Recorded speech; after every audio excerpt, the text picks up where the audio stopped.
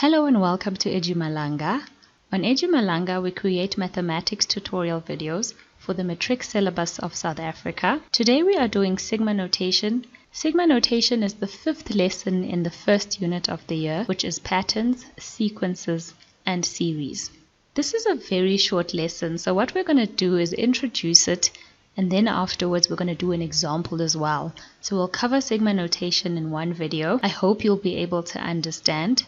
So let's get started with it. Sigma notation is named after the Greek letter sigma. This is how the symbol in the Greek alphabet looks. Sigma. And in mathematics, it means sum of. So if you're looking at a mathematics book or anything to do with mathematics, and you come across this sign, what it's telling you is that you must be summing up the things that you're looking at. If you've been following along with us, you will recall that the two topics we did prior to this are series, which is when you are summing terms of sequences. So sigma notation is not going to introduce a new mathematical concept, but rather we're going to introduce a notation for how you can write down different kinds of series. So let's look, for example, at a series that we can represent using sigma notation. So we're going to write sigma, which is just a notation again, and we're going to represent a series, and the series that we're going to choose is going to be an arithmetic series. If you don't understand what an arithmetic series is, please can you go back and watch the videos where we introduce the sum of arithmetic series. You'll be able to follow in this video and you'll be able to get the most out of it as well. So the arithmetic series that we're going to look at has this notation: a plus open brackets n minus 1 times d. So this is the series that we are summing because we have sigma in front of it. So this is sum of this series, and what we do with the sigma is at the bottom what we define is the starting point. So for example, we'll say n is equal to 1 if we want to start summing from the first term. So over here we have the start point, and at the top over here what we will write down is the end point. So say for example for this series we want to sum 12 terms, we're going to put 12 over here, and this is going to tell us the end point, or let me rather call it the end term. Yes. So this is how sigma notation looks. If you see something like this, it's saying to you, sum this series that you have over here from the first term up until the 12th term. And this is all sigma notation is. It's a notation for writing down different kinds of series in a very short form and asking you those questions. Very simple, right? Let's use an example to show you. In our example, we're going to have sigma, which is sum of, and the series that we will sum is 5 plus n minus 1 times 3, and we're going to sum from n is equal to 6, so from the 6th term up until n is equal to 8, which is the 8th term. Okay, so everywhere we see n, we're going to substitute in 6, 7, and then 8, and we're going to sum those terms. And that's the question, and this is how sigma notation works. Let's get started then. Equal to 5 plus, open our brackets, we start at 6, yes, so 6 minus 1, close, times 3, plus 5 plus, open our brackets again, 7 minus 1, close, times 3, plus the last one, because we're going only to 8, 5 plus 8 minus 1 times 3. Okay, cool. And this is what we're going to sum based on what the sigma notation is. Before we continue with the summation, let me point out something. If we look at the number of terms that we're summing 1, 2, 3 terms, right? It's very important to understand the number of terms that you're summing, because the formulae that we use, if we remember in the previous videos, sometimes involve n So for example, the sum for arithmetic series, the formula is Sn is equal to n over 2, open brackets, a plus l. So you need to understand the number of terms, and how we determine this when we're looking at sigma notation is we simply look at the top term over here. So n is equal to the top term. So for example, in our case it's 8 minus the bottom term, which is 6, minus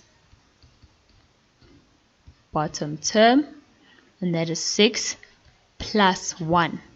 So 8 minus 6 plus 1.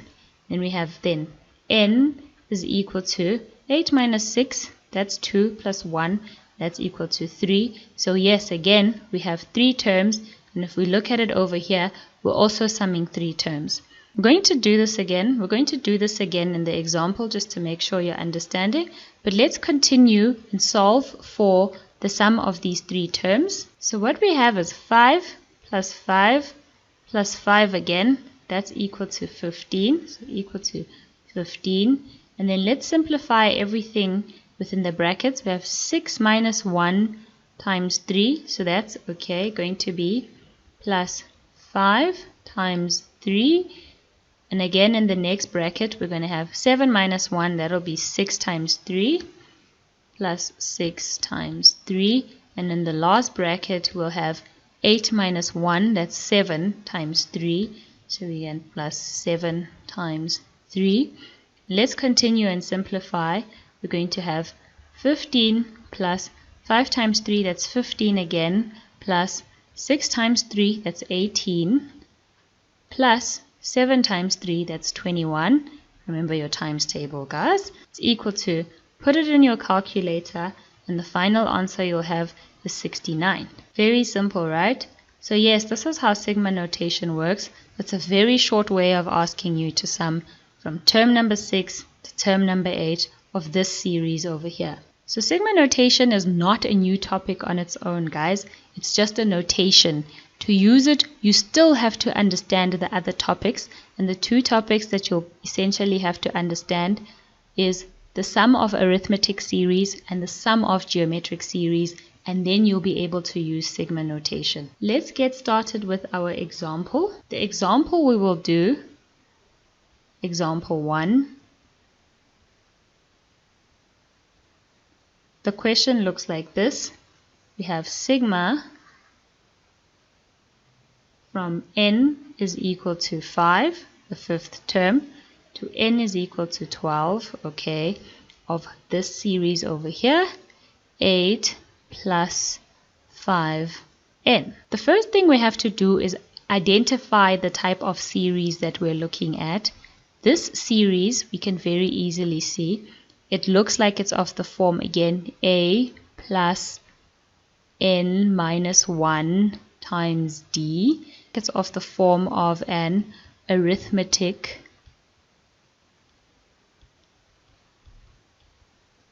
series.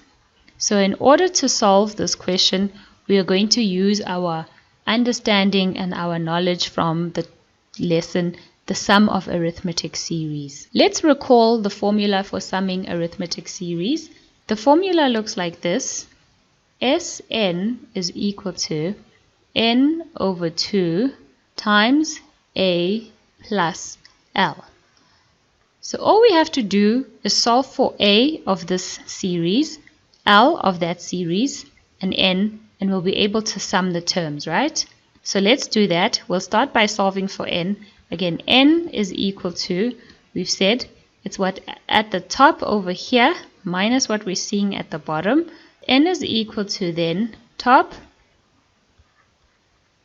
or end term minus start term plus 1, and in our case that's going to be 12 minus 5. That's going to equal to 12 minus 5 plus 1, and that's equal to 8. Then we need to find out what a is, which is the starting term that we're going to work with. The formula for the series looks like this: 8 plus 5n, okay, and n is 5 at the start. So we're going to have 8 plus 5n. This is a, cool, and at a, n is equal to, we've defined as 5. So let's substitute into there. We get 8 plus 5 times 5, that's equal to 5 times 5 is 25, plus 8, that's equal to 33. And then L, that's our last term. At L, we have n is equal to 12. So we will get it's equal to 8 plus 5n. Again, we're going to rewrite the formula and we're going to substitute 12 in. Going to equal to 8 plus 5 times 12.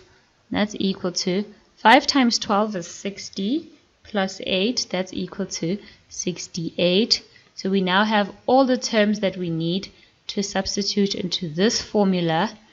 We then get that Sn is equal to, our n we solved for as 8, so we're going to have 8 over 2 times, open our brackets, and we have a is equal to 33 and L is 68, so we get 33 plus 68. We close the brackets, that's equal to 8 divided by 2, that's 4. Use your calculator to find this out. That will be times 101. 4 times 101, that's equal to 404. So we've now solved for the sum of term 5 to term 12 of this series over here. So this is how you use sigma notation. I hope you've been able to understand and that everything makes sense to you. Thank you for joining us in this video. In the next video, we will look at the last lesson under patterns, sequences, and series.